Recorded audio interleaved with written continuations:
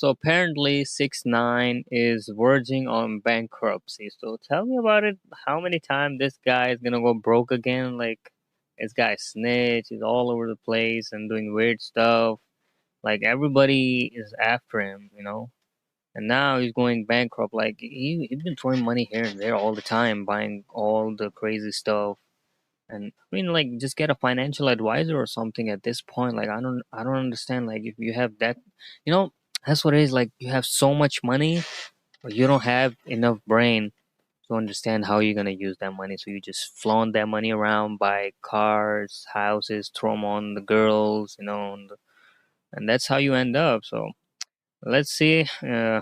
What this video is about. I mean, I honestly, can't get more impressed from this guy. He still had money. I thought he would go bankrupt pretty soon, but there we are. So without wasting any time, let's get into it.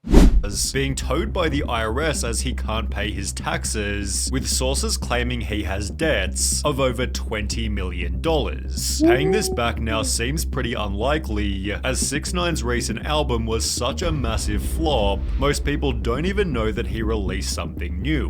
Compare this to 2017, when 6ix9ine was undefeated.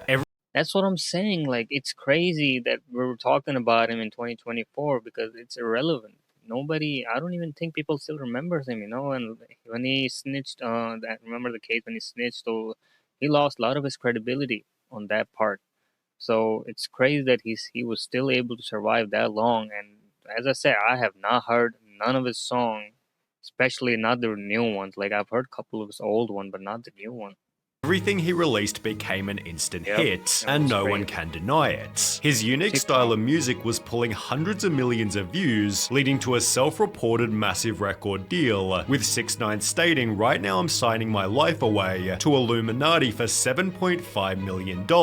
Life is awesome." Only 4 months later, he'd land a headphone deal worth $4.9 million, and was paid a six-figure sum just to feature Fashion Nova in one of his music videos. Well before this, 6ix9ine was already bragging, "I made $1 million this year and I bought a fake Rolex with it." Then only a year later, he was donating the same amount. Since the last time I've been here, I donated close to $1 million just to community. Not to no foundations, just going on the street and giving out money. He'd post multiple videos showing massive stacks of cash. Does money dictate everything you do? Fuck yes. Protecting his $500,000 jewelry pieces by dropping a further $100,000 on personal security for a 10-day LA trip. Here he'd sign yet another multi-million-dollar publishing deal, showing that the money was coming from his music. 6ix9ine's first album, Dummy Boy, sold over 1 million units, meaning it likely made over $10 million.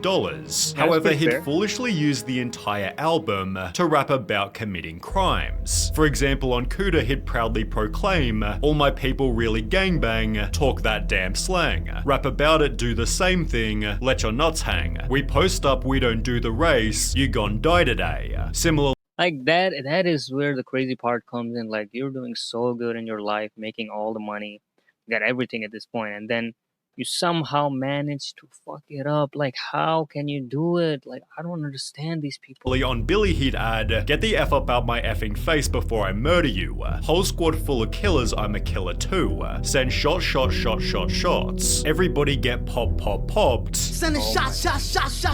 Everything I was rapping about was really happening. Which certainly didn't help Tekashi's next chapter. 6ix9ine, rapper faces prison and sex offender registry. The article explained that 6ix9ine originally pleaded guilty in October 2015 to using a child in a sexual performance when he was 18. In a video posted online, a 13-year-old girl was seen engaging in oral intercourse while Tekashi stood behind her. The hip-hop star has since been arrested twice for allegedly choking a 16-year-old in a shopping center in Houston earlier this year.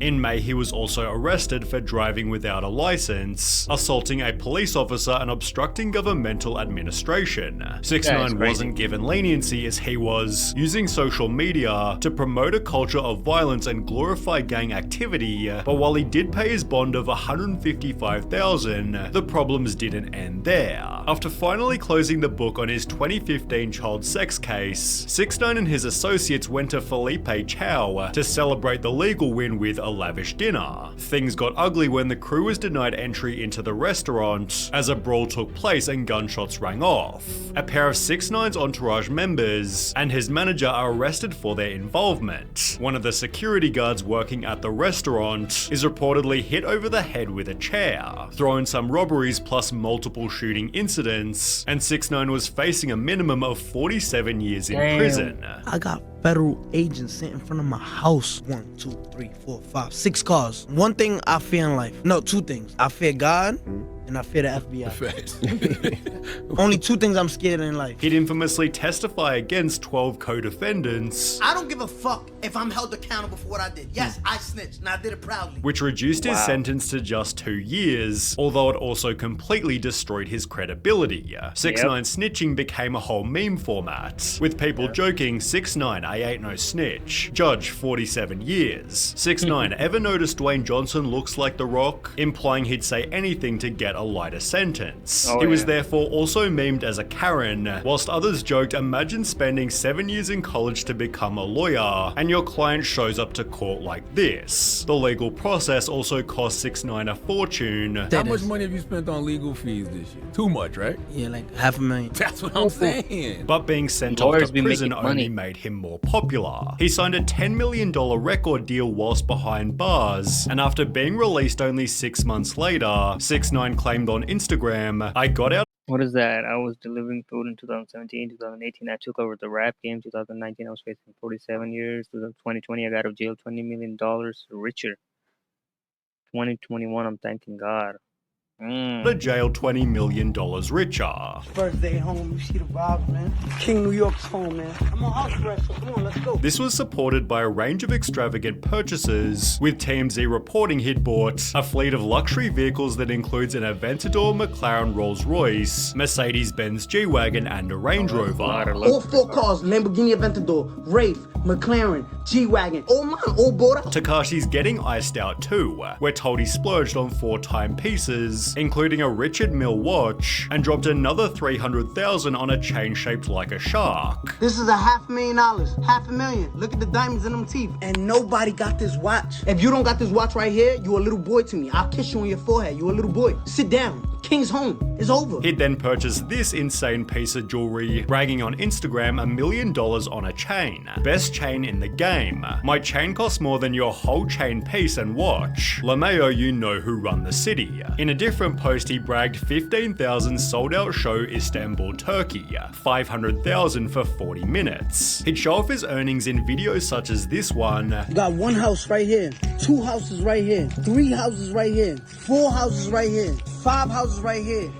maybe 2 houses right there, you feel me? Spending 50,000 of it at the Gucci store in under 10 minutes. He then vowed every week I will try to give at least 50,000 away to someone random for people in need, all the while his music was still performing well. His song Goober, released a month after his last day in jail, gained 45 million views in its first 24 hours. This made it the biggest 24-hour debut for a hip-hop video in YouTube history, after which 6ix9ine also broke the record for the most viewers ever in an Instagram live. Everyone, he's gonna be irrelevant when he comes out of jail. 6ix9ine, #1 on Apple Music and breaking records. Who y'all think is the king in New York? 1 month later, he'd put out Trolls, which again gained 45 million views in only 24 hours, debuting at #1 on the Billboard Hot 100. I've heard that. 6ix9ine celebrated his post-prison success. However, as it turns out, this would be his peak. Goober and Trolls became part of the album Tattletales, which didn't perform so well. Despite the noise, 6ix9ine's Tattletales album headed for underwhelming chart debut. It sold just 55,000 album units, making it his worst performing project ever.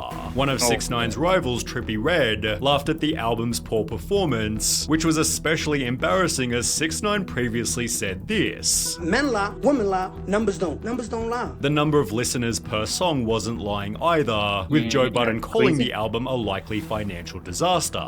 He'd state that projections are lower than what it would take for an artist who travels with 9 and 10 security guards everywhere he goes. That's the part that the public never really deciphers. It's not who flopped and who didn't. It's what comes in versus what's spent. And this kid, it takes a lot for him to move around. Anthony Fantano gave the album a 3, but more notably stated, "From here, I'm not really seeing an increase in quality because I think 6ix9ine is just diving even deeper into using social media and antics and drama and clout chasing as a crutch to supplement his career." Which turned out to be correct. Rather than focusing on making incredible music, 6ix9ine seemed more concerned with social media fame. He began spending time with Steve'll Do It, who gave 6ix9ine the chance to make some extra money. Steve worked with Rumble to get him a streaming deal, which paid 6ix9ine $2 million just to stream for an hour per week. However, if 6ix9ine didn't fulfill the contract, Steve would have to pay Rumble the $2 million himself.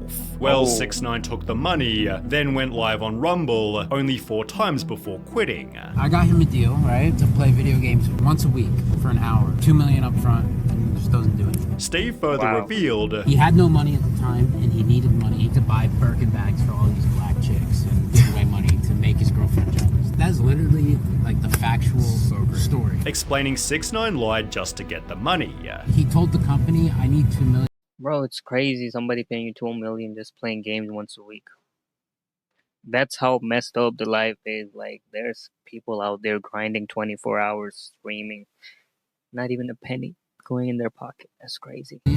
Up front so I can buy a content house. The guy's an idiot. Essentially, having been scammed out of $2 million, Steve exposed 6ix9ine further, showing he hadn't been supporting his daughter. I said, how much money has he given to his daughter for 5 years? He said 20,000, right? That's 4,000 a year. 4,000 a year, right? I've seen him get paid like over $10 million in 1 year. Steve then disclosed on a podcast that in addition to the $2 million he was owed, 6ix9ine also owed $10 million to the IRS, $9.8 million to a stripper he hit with a bottle, $600,000 on a house lien, and $60,000 to a home builder. Steve'll Do It concluded, dude, he's such a broke loser. Literally such a broke loser. And he's just a nasty person in general. In addition to his previous debts, 6ix9ine was ordered to pay $1 million in robbery restitution, although he'd respond by stating, "I ain't got it right now." When the judge then referenced this video, 6ix9ine admitted that was prop money. "I ain't got it. I'm an entertainer and obviously we talking about it, so I did a pretty good job at entertaining people.